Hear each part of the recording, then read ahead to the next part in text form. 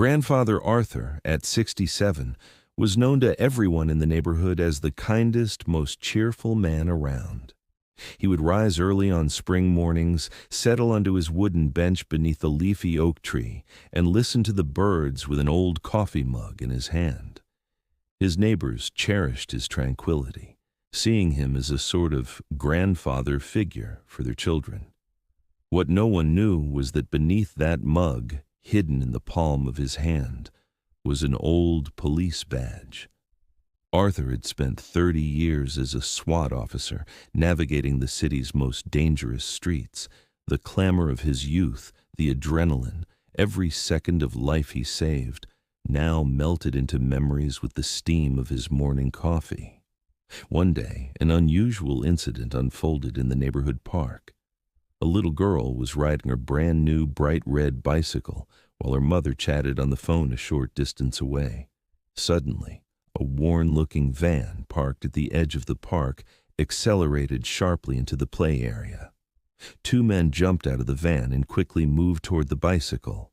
As the little girl stopped, bewildered, the men tried to grab the bike and throw it into the van.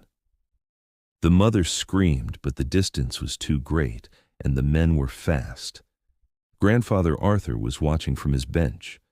At first, he struggled to understand what was happening, his aging eyes finding it difficult to focus on the scene.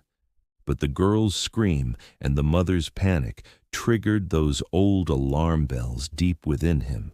That familiar, sharp impulse, suppressed for years, reawakened in his heart. The reflexes of a SWAT officer instantly swept away the fatigue of 67 years. He slowly rose from his seat. He didn't run swiftly, for that speed was no longer his. But every step was resolute. They were firm and deliberate, like the steps he had taken during countless dangerous operations throughout his career. As he approached the van, one of the men had already loaded the bicycle.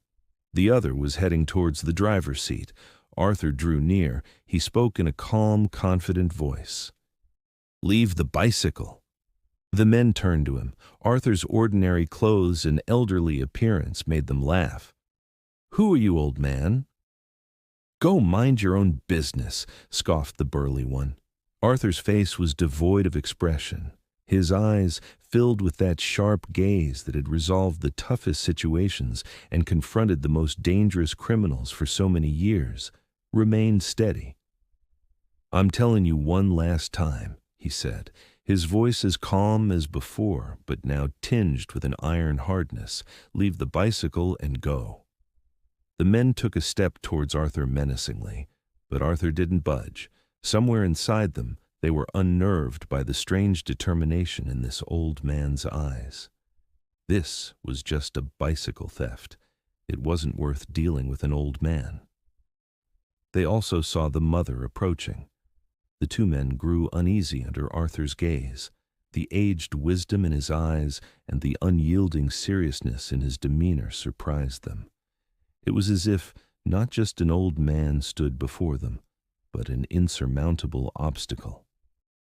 After a brief hesitation, they lowered the bicycle from the van, quickly got in, and sped away. Arthur remained motionless until the van disappeared from sight. Then he walked over to the little girl and knelt down. She was still trembling. "Are you all right, sweetie?" he asked. The girl nodded, her eyes fixed on Arthur's face. Her mother rushed over and hugged Arthur gratefully for retrieving the bicycle. Arthur gently brushed off their thanks. He simply smiled and said, "I just did what needed to be done." He slowly returned to his bench. He picked up his coffee mug and touched the old badge no one ever saw. Perhaps for him, the duty had never ended. Only the stage had changed.